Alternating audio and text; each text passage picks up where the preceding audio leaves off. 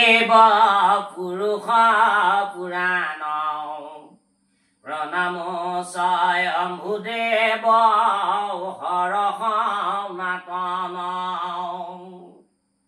নমো নাৰায়ণ নমো নৰোত্তম দেৱ ব্যাস মহামতী দেৱী সৰস্বতী মা সমস্তৰ